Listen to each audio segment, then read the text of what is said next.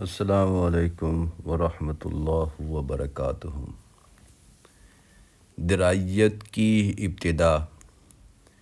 یہ اصول بھی در حقیقت قرآن مجید ہی نے قائم کیا کہ جب عائشہ صدیقہ پر منافقین نے تہمت لگائی تو اس طرح اس خبر کو مشہور کیا کہ بعض صحابہ تک مغالطہ میں آ گئے۔ چنانچہ صحیح بخاری اور مسلم میں ہے کہ حضرت حسان رضی اللہ عنہ بھی قازقین میں شریک تھے اور اسی بنا پر حد قذف جاری کی گئی۔ عام اصول کی بنا پر خبر کی تحقیق کا یہ طریقہ تھا کہ پہلے راویوں کے نام دریافت کیے جاتے، پھر دیکھا جاتا کہ وہ ثقہ اور صحیح روایہ ہیں یا نہیں، پھر ان کی شہادت لی جاتی۔ لیکن رب تعالیٰ نے ایک آیت میں فرمایا کہ سننے کے ساتھ تم نے کیوں نہیں کہہ دیا کہ یہ بہتان ہے۔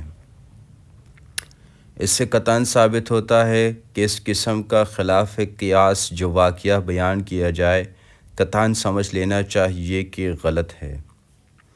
اس طرز تحقیق یعنی درائیت کی ابتدا خود صحابہ رضوان اللہ علیہم اجمعین کے عہد میں ہو چکی تھی۔ فقہا میں بعض اس بات کے قائل ہیں کہ آگ پر پکی ہوئی چیز کے کھانے سے وضو ٹوٹ جاتا ہے۔ حضرت ابو ہریرہ رضی اللہ عنہ نے حضرت عبداللہ ابن عباس رضی اللہ عنہ کے سامنے جب اس مسئلے کو حضرت صلی اللہ علیہ وسلم کی طرف منسوب کیا تو عبداللہ ابن عباس رضی اللہ عنہ نے کہا کہ اگر یہ صحیح ہو تو اس پانی کے پینے سے بھی وضو ٹوٹ جائے گا جو آگ پر گرم کیا گیا ہو۔ عبداللہ ابن عباس رضی اللہ عنہ ابو ہریرہ رضی اللہ عنہ کو ضعیف الروایہ نہیں سمجھتے تھے، لیکن چونکہ ان کے نزدیک روایت درائیت کے خلاف تھی اس لیے انہوں نے تسلیم نہیں کی اور یہ خیال کیا کہ سمجھنے میں غلطی ہو گئی ہوگی۔ جب حدیثوں کی تدوین شروع ہوئی تو محدثین نے درائیت کے اصول بھی منضبط کیے، جن میں سے بعض یہ ہیں۔ ابن جوزی نے کہا ہے کہ جس حدیث کو دیکھو کہ عقل یا اصول مسلمہ کے خلاف ہے تو جان لو کہ وہ موضوع ہے، اس کی نسبت اس بحث کی ضرورت نہیں کہ اس کے راوی معتبر ہیں یا غیر معتبر۔ اسی طرح سے وہ حدیث قابل اعتبار نہیں جو محسوسات اور مشاہدہ کے خلاف ہو یا نص کتاب اور سنت متواترہ اور اجماع قطعی کے خلاف ہو اور تعویل کی گنجائش نہ رکھتی ہو، یا وہ حدیث جس میں ذرا سی بات پر سخت عذاب کی دھمکی ہو یا معمولی کام پر بہت بڑے ثواب کا وعدہ ہو۔ اس قسم کی حدیثیں واعظوں اور سوکھیوں کے ہاں بہت پائی جاتی ہیں۔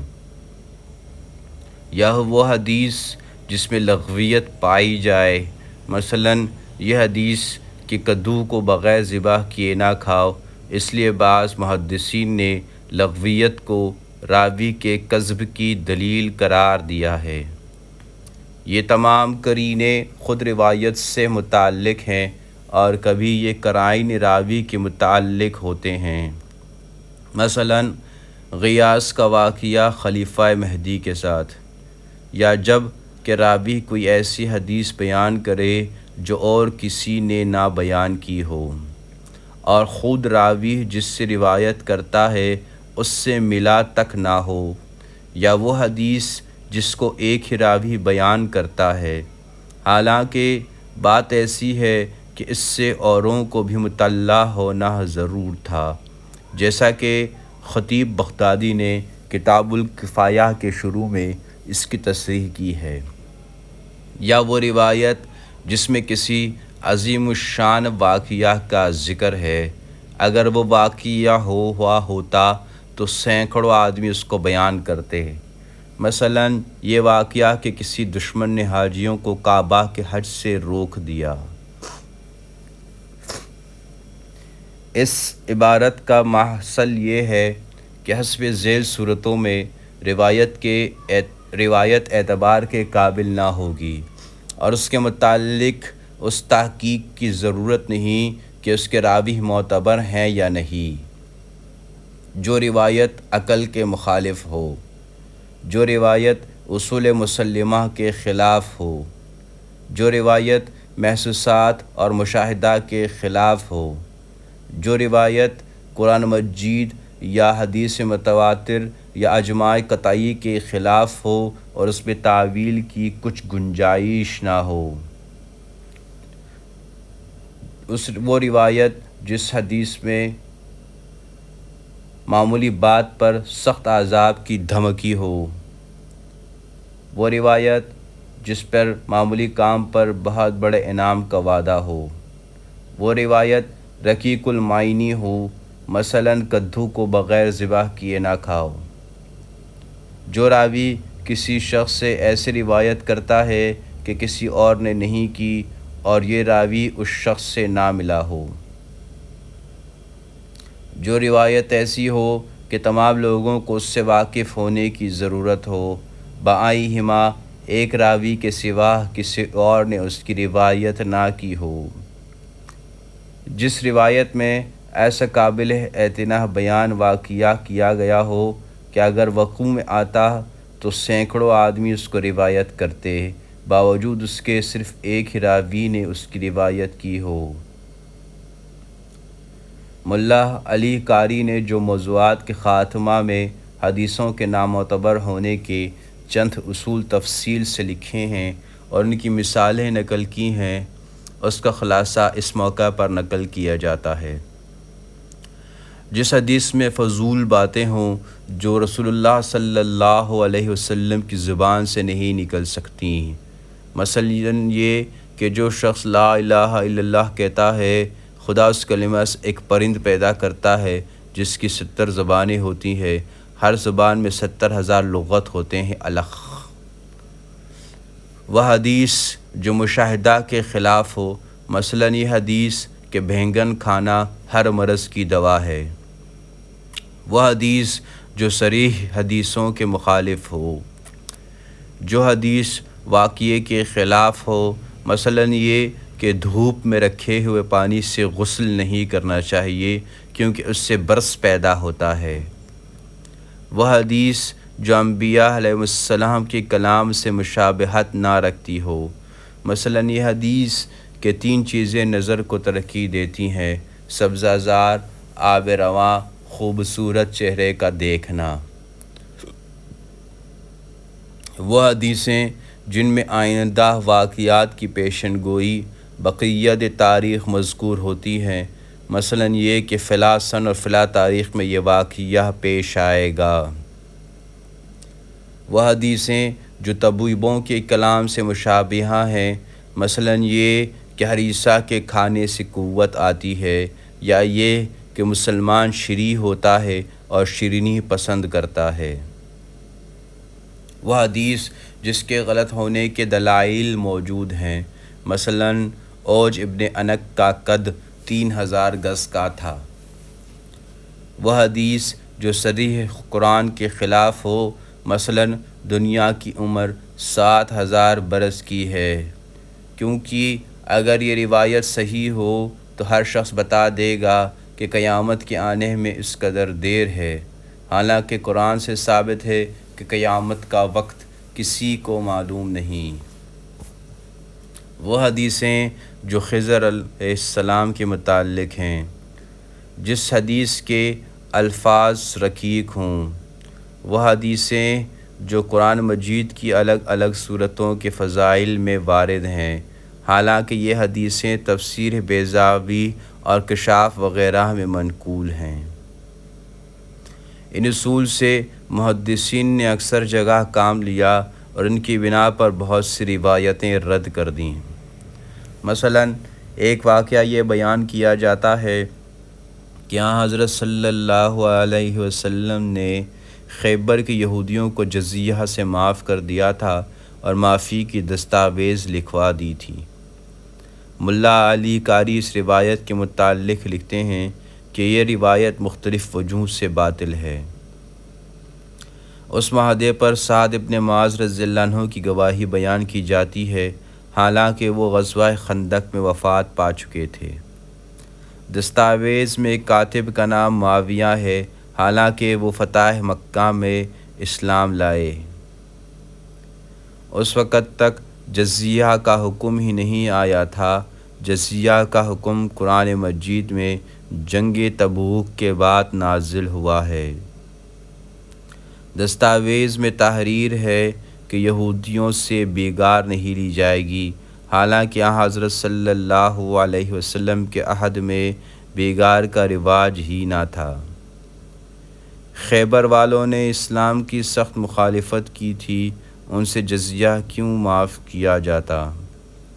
عرب کے دور دراز حصوں میں جب جزیہ معاف نہیں ہوا، حالانکہ ان لوگوں نے چندہ مخالفت اور دشمنی نہیں کی تھی، تو خیبر والے کیوں کر معاف ہو سکتے تھے؟ اگر جزیہ ان کو معاف کر دیا گیا ہوتا تو یہ اس بات کی دلیل تھی کہ وہ اسلام کے اخواہ، دوست اور واجب الرعایا ہیں، حالانکہ چند روز کے بعد خارج البلد کر دیے گئے۔ تبصرہ: سیرت کی یہ ایک اجمالی اور سادہ تاریخ تھی، اب اس پر مختلف پہلوؤں سے نظر ڈالنا چاہیے۔ سیرت پر اگرچہ آج بھی سینکڑوں تصنیفیں موجود ہیں، لیکن سب کا سلسلہ جا کر صرف 3-4 کتابوں پر منتہی ہوتا ہے۔ سیرت ابن اسحاق، واقدی، ابن سعد، طبری، ان کے علاوہ جو کتابیں ہیں وہ ان سے متاخر ہیں، اور ان میں جو واقعات مذکور ہیں زیادہ تر انہی کتابوں سے لیے گئے ہیں، یعنی کتب حدیث کا جو ٹکڑا ہے اس سے اس مقام پر بحث نہیں۔ اس بنا پر مذکورہ بالا کتابوں پر زیادہ تفصیل اور تدقیق سے نظر ڈالنی چاہیے۔ ان میں سے واقدی تو بالکل نظر انداز کر دینے کے قابل ہے۔ محدثین بل اتفاق لکھتے ہیں کہ وہ خود اپنے جی سے روایتیں گھڑتا ہے، اور حقیقت میں واقدی کی تصنیف خود اس بات کی شہادت ہے۔ ایک جزئی واقعے کے متعلق جس قسم کی گو ناگو اور دلچسپ تفصیل ہے وہ بیان کرتا ہے، آج کوئی بڑے سے بڑا واقعہ نگار چشمدید واقعات اس طرح قلم بند نہیں کر سکتا۔ واقدی کے سوا باقی اور تینوں مصنفین اعتبار کے قابل ہیں۔ ابن اسحاق کی نسبت اگرچہ امام مالک اور بعض محدثین نے جرح کی ہے، تاہم ان کا یہ رتبہ ہے کہ امام بخاری اپنے رسالہ جزا القراء میں ان کی سند سے روایتیں نقل کرتے ہیں اور ان کو صحیح سمجھتے ہیں۔ ابن سعد اور طبری میں کسی کو کلام نہیں، لیکن افسوس ہے کہ ان لوگوں کا مستند ہونا ان کی تصنیفات کے مستند ہونے پر چندہ اثر نہیں ڈالتا۔ یہ لوگ خود شریک واقعہ نہیں، اس لیے جو کچھ بیان کرتے ہیں اور راویوں کے ذریعے سے بیان کرتے ہیں، لیکن ان کے بہت سے روایات ضعیف اور روایہ اور غیر مستند ہیں۔ اس کے علاوہ ابن اسحاق کی اصل کتاب ہندوستان میں موجود نہیں۔ ابن ہشام نے ابن اسحاق کی کتاب کو ترتیب اور تہذیب کے بعد جس صورت میں بدل دیا ہے وہی آج موجود ہے، لیکن ابن ہشام نے ابن اسحاق کی کتاب کو زیادہ بکائی کے واسطے سے روایت کیا ہے۔ بکائی اگرچہ رتبہ کے شخص ہیں، تاہم محدثین کے اعلیٰ معیار سے فروتر ہیں۔ ابن مدینی امام بخاری کے استاد کہتے ہیں کہ وہ ضعیف ہے اور آپ نے اس کو ترک کر دیا۔ ابو حاتم کہتے ہیں کہ وہ استناد کے قابل نہیں۔ نسائی کہتے ہیں کہ وہ ضعیف ہے۔ ابن سعد کی نصف سے زیادہ روایتیں واقدی کے ذریعہ سے ہے، اس لیے ان روایتوں کا وہی رتبہ ہے جو خود واقدی کی روایتوں کا ہے۔ باقی رواہ میں سے بعض ثقہ ہیں اور بعض غیر ثقہ۔ طبری کے بڑے بڑے شیوخ روایات مثلاً سلمہ ابرش، ابن سلمہ وغیرہ ضعیف الروایہ ہیں۔ اس بنا پر مجموعی حیثیت سے سیرت کا ذخیرہ کتب حدیث کا ہم پلہ نہیں، البتہ ان میں سے تحقیق و تنقید کے معیار پر جو اتر جائے وہ حجت اور استناد کے قابل ہے۔ سیرت کی کتابوں کی کم پائیگی کی بڑی وجہ یہ ہے کہ تحقیق اور تنقید کی ضرورت احادیث سے احکام کے ساتھ مخصوص کر دی گئی، یعنی وہ روایتیں تنقید کی زیادہ محتاج ہیں جن سے شرعی احکام ثابت ہوتے ہیں۔ باقی جو روایتیں سیرت اور فضائل وغیرہ سے متعلق ہیں ان میں تشدد اور احتیاط کی چندہ حاجت نہیں۔ حافظ زین الدین عراقی جو بہت بڑے پایہ کے محدث ہیں، سیرت منظوم کی دیباچہ میں لکھتے ہیں وَلَيَعْلَمُ الطَّالِبُ أَنَّ السِّیرَۃَ تَشْمَلُ مَا صَحَّ وَمَا قَدْ انْکَرَ، یعنی طالب کو جاننا چاہیے کہ سیرت میں سبھی طرح کی روایتیں ہوتی ہیں، صحیح بھی اور غلط بھی۔ یہی وجہ ہے کہ مناقب اور فضائل اعمال میں کثرت سے ضعیف روایتیں شائع ہو گئیں اور بڑے بڑے علماء نے اپنی کتابوں میں ان روایتوں کا درج کرنا جائز رکھا۔ علامہ ابن تیمیہ کتاب التوسل میں لکھتے ہیں کہ ترجمہ، اس حدیث کو ان لوگوں نے روایت کیا ہے جنہوں نے رات دن کی اعمال میں کتابیں تصنیف کی ہیں، مثلاً ابن السنی اور ابو نعیم، اور اس قسم کی کتابوں میں کثرت سے جھوٹی حدیثیں موجود ہیں جن پر اعتماد کرنا ناجائز ہے، اور اس پر تمام علماء کا اتفاق ہے۔ حاکم نے مستدرک میں یہ حدیث روایت کی ہے کہ جب سیدنا آدم صلی اللہ علیہ وسلم سے خطا سرزد ہوئی تو انہوں نے کہا کہ اے اللہ، وہ تجھ کو محمد صلی اللہ علیہ وسلم کا واسطہ دیتے ہیں کہ خطا معاف کر دے۔ اللہ نے پوچھا کہ تم نے محمد صلی اللہ علیہ وسلم کو کیوں کر جانا؟ سیدنا آدم صلی اللہ علیہ وسلم نے کہا کہ انہوں نے سر اٹھا کر عرش کے پایوں پر نظر ڈالی تو یہ الفاظ لکھے ہوئے دیکھے، لا الہ الا اللہ محمد الرسول اللہ۔ اس سے انہوں نے قیاس کیا کہ تو نے اپنے نام کے ساتھ جس شخص کا نام ملایا ہے وہ صلی اللہ علیہ وسلم ضرور تجھ کو محبوب ترین خلق ہوگا۔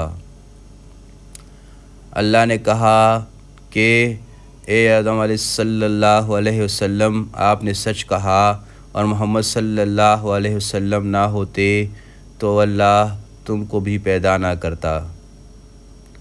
حاکم نے اس حدیث کو نقل کر کے لکھا ہے کہ یہ حدیث صحیح ہے۔ علامہ ابن تیمیہ حاکم کا یہ قول نقل کر کے لکھتے ہیں، ترجمہ، حاکم کا اس قسم کی حدیثوں کو صحیح کہنا،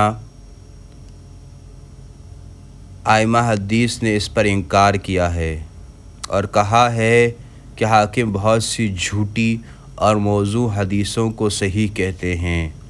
اسی طرح حاکم کی مستدرک میں بہت سی حدیثیں ہیں جن کو حاکم نے صحیح کہا ہے، حالانکہ وہ ائمہ حدیث کے نزدیک موضوع ہے۔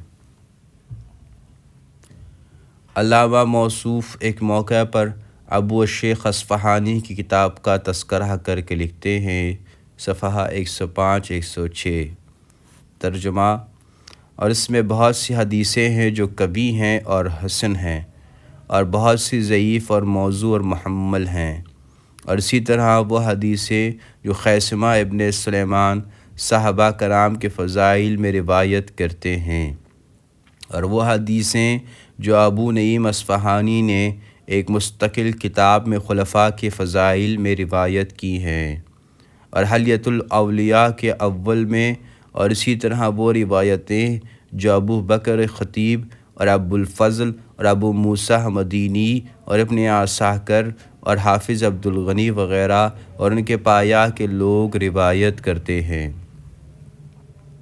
غور کریں، ابو نعیم خطیب بغدادی، ابن عساکر، حافظ عبدالغنی وغیرہ حدیث اور روایت کے امام تھے۔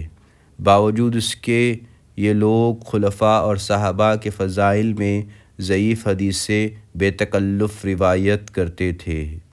اس کی وجہ یہی تھی کہ یہ خیال عام طور پر پھیل گیا تھا کہ صرف حلال و حرام کی حدیثوں میں احتیاط اور تشدد کی ضرورت ہے اور ان کے سوا اور روایتوں میں سلسلہ سند نقل کر دینا کافی ہے، تنقید و تحقیق کی ضرورت نہیں۔ موضوعات ملا علی قاری میں لکھا ہے کہ بغداد میں ایک واعظ نے یہ حدیث بیان کی ہے کہ قیامت کے دن اللہ حضرت صلی اللہ علیہ وسلم کو اپنے ساتھ عرش پر بٹھائے گا۔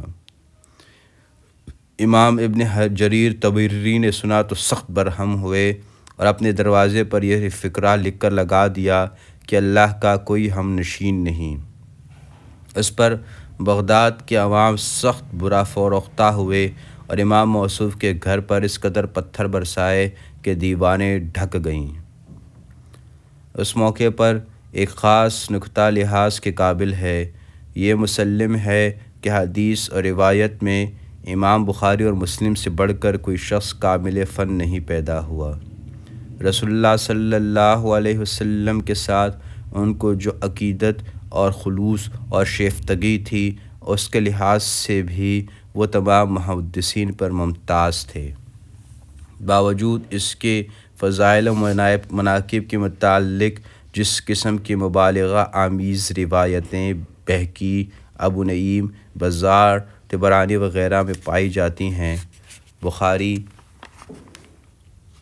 اور مسلم میں ان کا پتہ نہیں لگتا، بلکہ اس قسم کی حدیثیں جو نسائی، ابن ماجہ، ترمذی وغیرہ میں پائی جاتی ہیں، صحیحین میں وہ بھی مذکور نہیں۔ اس سے ثابت ہوتا ہے کہ جس قدر تحقیق و تنقید کا درجہ بڑھتا جاتا ہے، مبالغہ آمیز روایتیں گھٹتی جاتی ہیں۔ مثلاً یہ روایت کہ جب حضرت صلی اللہ علیہ وسلم وجود میں آئے تو ایوان کسریٰ کے 14 کنگرے گر پڑے، آتش فارس بجھ گئی، بحیرہ طبریہ خشک ہو گیا۔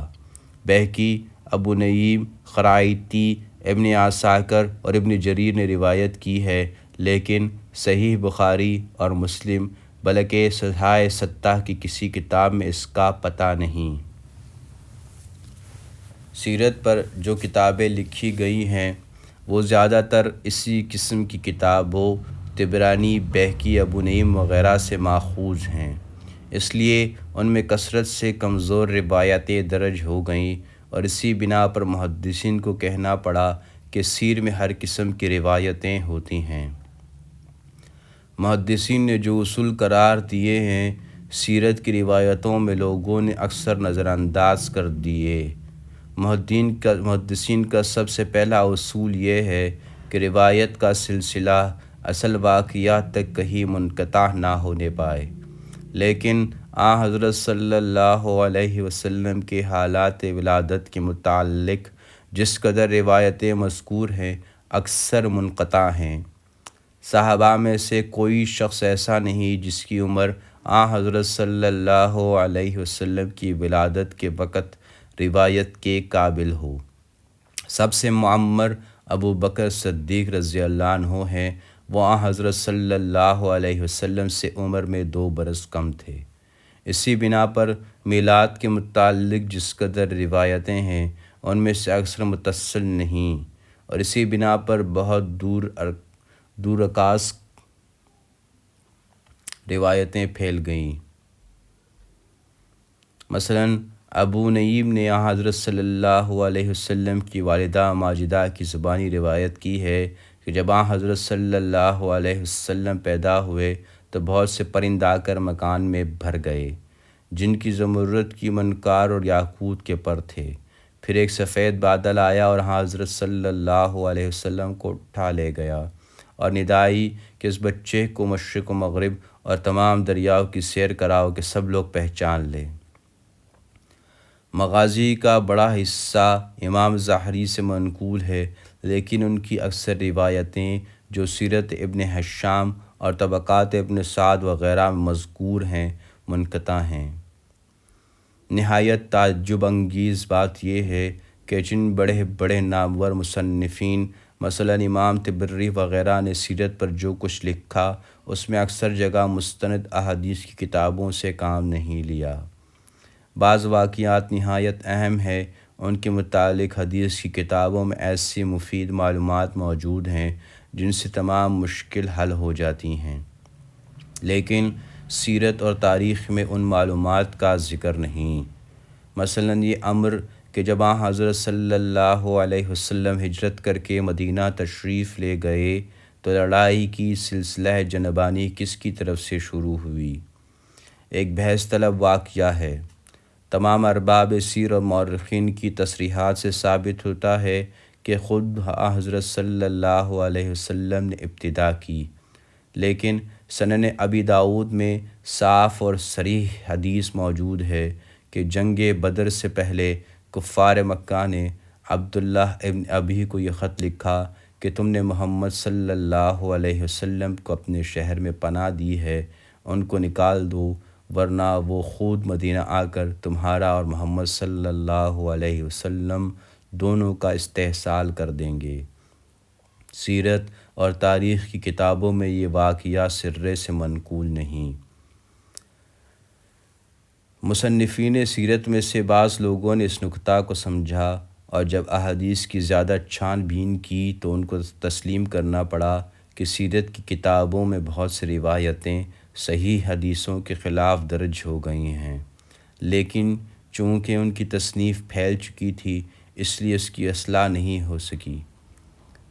حافظ ابن حجر ایک موقع پر دمیاطی کا ایک قول نقل کر کے لکھتے ہیں، ترجمہ: یہ قول اس بات پر دلالت کرتا ہے کہ اکثر واقعات جن میں دمیاطی نے اہل سیر کی موافقت اور صحیح حدیثوں کی مخالفت کی تھی اپنی رائے سے رجوع کیا، لیکن چونکہ کتاب کے نسخے پھیل گئے تھے اس لیے اس کی اصلاح نہ کر سکے۔ سیرت میں اگلوں نے جو کتابیں لکھی ان سے ما بعد کے لوگوں نے جو روایتیں نقل کی انہی کے نام سے کی۔ ان کے مستند ہونے کی بنا پر لوگوں نے ان تمام روایتوں کو معتبر سمجھ لیا، اور چونکہ اصل کتابیں ہر شخص کو ہاتھ نہیں آ سکتی تھیں اس لیے لوگ راویوں کا پتہ نہ لگا سکے، اور رفتہ رفتہ یہ روایتیں تمام کتابوں میں داخل ہو گئیں۔ اس تدلیس کا یہ نتیجہ ہوا کہ مثلاً جو روایتیں واقدی کی کتاب میں مذکور ہیں ان کو لوگ عموماً غلط سمجھتے ہیں، لیکن انہی روایتوں کو جب ابن سعد کے نام سے نقل کر دیا جاتا ہے تو لوگ ان کو معتبر سمجھتے ہیں، حالانکہ ابن سعد کی اصل کتاب ہاتھ آئی تو پتہ لگا کہ ابن سعد نے اکثر روایتیں واقدی ہی سے لی ہیں۔ روایت کے متعلق جو اصول منضبط ہوئے، صحابہ کے متعلق ان سے بعض موقعوں پر کام نہیں لیا گیا۔ مثلاً اصول روایت کی روح سے روایت کے مختلف مدارج ہیں، کوئی راوی نہایت ضابط، نہایت معنی فہم، نہایت دقیقہ رس ہوتا ہے، کسی میں یہ اوصاف کم ہوتے ہیں، کسی میں اور بھی کم ہوتے ہیں۔ یہ فرق مراتب جس طرح فطرتاً عام راویوں میں پایا جاتا ہے، صحابہ کرام بھی اس سے مستثنیٰ نہیں۔ عائشہ صدیقہ نے عبداللہ ابن عمر رضی اللہ عنہ اور ابو ہریرہ رضی اللہ عنہ کی روایت پر، اور عبداللہ ابن عباس رضی اللہ عنہ نے ابو ہریرہ رضی اللہ عنہ کی روایت پر جو تنقیدیں کی اور جن کا ذکر اوپر گزر چکا، اسی بنا پر کی۔ اختلاف مراتب کی بنیاد پر بڑے بڑے معرکۃ الآراء مسائل کی بنیاد پر قائم ہیں۔ مثلاً دو روایتوں میں تعارض پیش آ جائے تو اس بحث کے فیصلے میں صحیح طریقہ یہ خیال کیا جاتا ہے کہ ایک روایت کے راویوں کا دوسری روایت کے راویوں سے عالی رتبہ ہونا ثابت کر دیا جائے، گو دونوں راوی ثقہ ہیں، اور یہ اس روایت کی ترجیح کا قطعی ذریعہ ہوگا، لیکن صحابہ کرام میں آ کر یہ اصول بیکار ہو جاتا ہے۔ فرض کرو ایک روایت صرف حضرت عمر رضی اللہ عنہ سے مروی ہے اور دوسری کسی بدوی عرب سے مروی ہے جس نے عمر بھر میں صرف ایک مرتبہ اتفاقاً حضرت صلی اللہ علیہ وسلم کو دیکھ لیا تھا، تو اب دونوں روایتوں کا رتبہ برابر ہو جاتا ہے۔ علامہ ماوزری مشہور محدث ہیں۔ علامہ نووی شرح صحیح مسلم میں اکثر ان سے استناد کرتے ہیں۔ انہوں نے اس تعمیم کی مخالفت کی تھی، چنانچہ حافظ ابن حجر نے اصحابہ کے دیباچہ صفحہ 1011 میں ان کا یہ قول نقل کیا ہے۔ ترجمہ: یہ مقولہ کہ صحابہ سب عادل ہیں، ہم اس سے ہر ایسے شخص کو مراد نہیں لیتے جس نے حضرت صلی اللہ علیہ وسلم کو اتفاقاً دیکھ لیا یا حضرت صلی اللہ علیہ وسلم سے کسی غرض کے لیے ملا اور پھر فوراً واپس چلا گیا، بلکہ ان لوگوں کو مراد لیتے ہیں جو حضرت صلی اللہ علیہ وسلم کی خدمت میں بالتزام رہے اور آپ صلی اللہ علیہ وسلم کی اعانت و مدد کی اور اس نور کی پیروی کی جو حضرت صلی اللہ علیہ وسلم پر نازل ہوئی۔ یہی لوگ کامیاب ہیں۔ لیکن محدثین نے ماوزری کے اس قول سے عام مخالفت کی۔ علامہ ماوزری نے بے شک یہ غلطی کی کہ عدالت کے وصف کو متعلقاً مقربین صحابہ رضوان اللہ علیہم اجمعین سے مخصوص کر دیا۔ اس بنا پر محدثین کی مخالفت ان سے بے جا نہیں، لیکن اس میں کیا شبہ ہو سکتا ہے کہ ابوبکر و عمر و علی رضوان اللہ علیہم اجمعین کی روایتیں ایک عام بدوی کی روایت کے برابر نہیں ہو سکتیں۔ خصوصاً ان روایتوں کے متعلق یہ فرق ضرور ملحوظ رکھنا چاہیے جو فقہی مسائل یا دقیق مطالب سے تعلق رکھتی ہیں۔ ارباب سیر اکثر واقعات کے اسباب و علل سے بحث نہیں کرتے، نہ ان کی تلاش و تحقیق کی طرف متوجہ ہوتے ہیں، اگرچہ اس میں شبہ نہیں کہ اس باب میں یورپ کا طریقہ نہایت غیر معتدل ہے۔ یورپین مورخ ہر واقعہ کی علت تلاش کرتا ہے اور نہایت دور دراز قیاسات اور احتمالات سے سلسلہ معلومات پیدا کرتا ہے۔ اس میں بہت کچھ اس کی خود غرضی اور خاص متمع نظر کو دخل ہوتا ہے۔ وہ اپنے مقصد کو ایک محور بنا لیتا ہے، تمام واقعات اسی کے گرد گردش کرتے ہیں، بخلاف اس کے اسلامی مورخ نہایت سچائی اور انصاف اور خالص بے طرفداری سے واقعات کو ڈھونڈتا ہے۔ اس کو اس سے کچھ غرض نہیں ہوتی کہ واقعات کا اثر اس کے مذہب پر، معتقاد پر اور تاریخ پر کیا پڑے گا۔ اس کا مقصد صرف واقعیت ہوتی ہے، وہ اس پر اپنے معتقدات اور قومیت کو بھی قربان کر دیتا ہے۔ لیکن اس میں بھی حد سے زیادہ تفریط ہو گئی۔ اس بات سے بچنے کے لیے کہ واقعات رائے سے مخلوط نہ ہو جائیں، وہ پاس کے ظاہری اسباب پر بھی نظر نہیں ڈالتا اور ہر واقعے کو خشک اور ادھورا چھوڑ دیتا ہے۔ مثلاً اکثر لڑائیوں کو اس طرح شروع کرتے ہیں کہ حضرت صلی اللہ علیہ وسلم نے فلاں قبیلے پر فلاں وقت فوجیں بھیج دیں، لیکن اس کے اسباب کا ذکر متعلق نہیں کرتے، جس سے عام ناظرین پر یہ اثر پڑتا ہے کہ کفار پر حملہ کرنے اور ان کو تباہ و برباد کرنے کے لیے کسی سبب اور وجہ کی ضرورت نہیں، صرف یہ عام وجہ کافی ہے کہ وہ کافر ہیں۔ اسی سے مخالفین یہ استدلال کرتے ہیں کہ اسلام تلوار سے پھیلا ہے، حالانکہ زیادہ چھان بین سے ثابت ہوتا ہے کہ جن قبائل پر فوجیں گئیں وہ پہلے سے آمادہ جنگ اور مسلمانوں پر حملہ کی تیاریاں کر چکے تھے۔ یہ لحاظ رکھنا ضرور ہے کہ واقعہ کی نوعیت کے بدلنے سے شہادت اور روایت کی حیثیت کہاں تک بدل جاتی ہے۔ مثلاً ایک راوی جو ثقہ ہے ایک ایسا معمولی واقعہ بیان کرتا ہے جو عموماً پیش آتا ہے اور پیش آ سکتا ہے، تو بے تکلف یہ روایت تسلیم کر لی جائے گی۔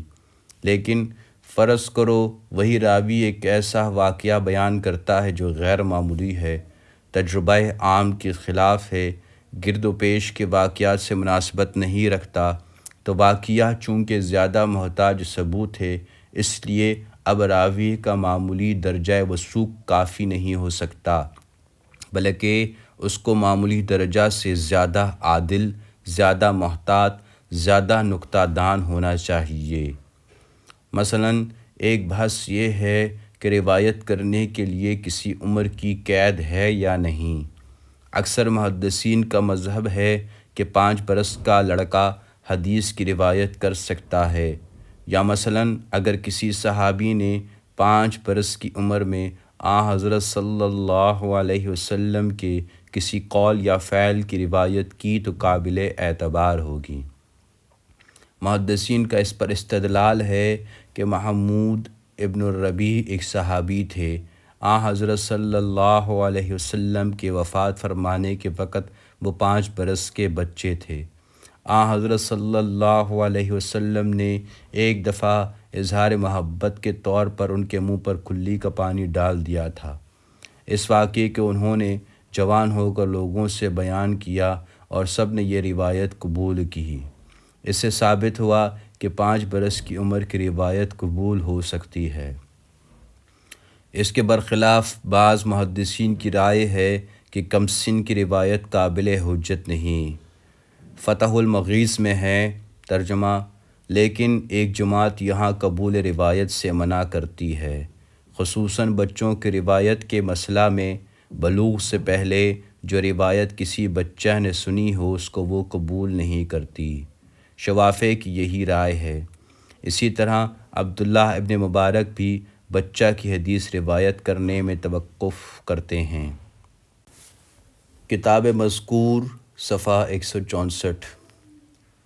لیکن اثبات و نفی دونوں پہلو بحث طلب ہیں۔ بے شک 5 برس کا بچہ اگر یہ واقعہ بیان کرے کہ اس نے فلاں شخص کو دیکھا تھا، اس کے سر پر بال تھے یا وہ بوڑھا تھا یا اس نے اس کو گودیوں میں کھلایا تھا، تو اس روایت میں شبہ کرنے کی وجہ نہیں۔ لیکن فرض کرو وہی بچہ یہ بیان کرتا ہے کہ فلاں شخص نے فقہ کا یہ دقیق مسئلہ بتایا تھا، تو شبہ ہوگا کہ بچے نے صحیح طور سے مسئلے کو سمجھا بھی تھا یا نہیں۔ فقہا نے اس نکتہ کو ملحوظ رکھا ہے۔ فتح المغیث میں شرح مہذب سے نقل کیا ہے۔ ترجمہ، باتمیز لڑکے کی روایت ان واقعات کے متعلق جو دیکھنے سے تعلق رکھتے ہیں مقبول ہیں، لیکن جو باتیں نقلیات میں داخل ہیں، مثلاً فتویٰ یا حدیث کی روایت، ان میں ان کی روایت مقبول نہیں۔ نسخہ مطبوعہ لکھنؤ صفحہ 122۔ لیکن عام طور سے یہ اصول تسلیم نہیں کیا گیا۔ فتح المغیث میں ہے ترجمہ، پھر ضبط کی 2 قسمیں ہیں، ظاہری اور باطنی۔ ظاہری کے یہ معنی ہیں کہ لفظ کے لغوی معنی کا لحاظ رکھا جائے، باطنی کی یہ معنی کہ شرعی حکم جس بنا پر متعلق ہیں اس کا لحاظ رکھا جائے، اس کو فقہ کہتے ہیں۔ لیکن مطلقاً جو ضبط راوی کے لیے مشروط ہے، اکثروں کے نزدیک وہ صرف ظاہری ضبط ہے، کیونکہ ان لوگوں کے نزدیک روایت بالمعنی جائز ہے۔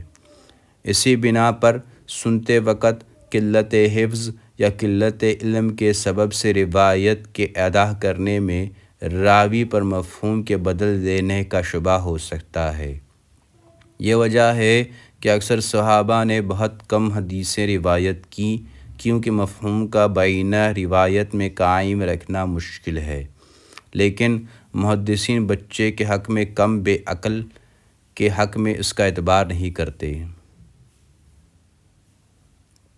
بلکہ بچہ ان کے نزدیک جب سننے اور مجلس میں شریک ہونے کے قابل ہو گیا تو اس کی روایت کو جائز سمجھتے ہیں۔ صفحہ 121۔ ایک یہ بحث کہ جو صحابہ رضوان اللہ علیہم اجمعین فقیہ نہ تھے، ان کی روایت اگر قیاس شرعی کے خلاف ہو تو واجب العمل ہوگی یا نہیں۔ اس کے متعلق بحر العلوم امام فخر الاسلام کا مذہب نقل کر کے لکھتے ہیں ترجمہ، امام فخر الاسلام کے قول کی وجہ یہ ہے کہ روایت بالمعنی عام طور پر شائع ہے، اور ایسا بہت کم ہوتا ہے کہ روایت باللفظ کی جائے، کیونکہ ایک ہی واقعہ مختلف الفاظ میں ادا کیا گیا ہے، اور یہ الفاظ باہم مترادف بھی نہیں بلکہ اکثر مجازی عبارتوں میں مطالب ادا کیے گئے ہیں۔ اس بنا پر جب راوی فقیہ نہ ہوگا تو احتمال ہوگا کہ اس نے مطلب مقصود شرعی کے سمجھنے میں غلطی کی ہو۔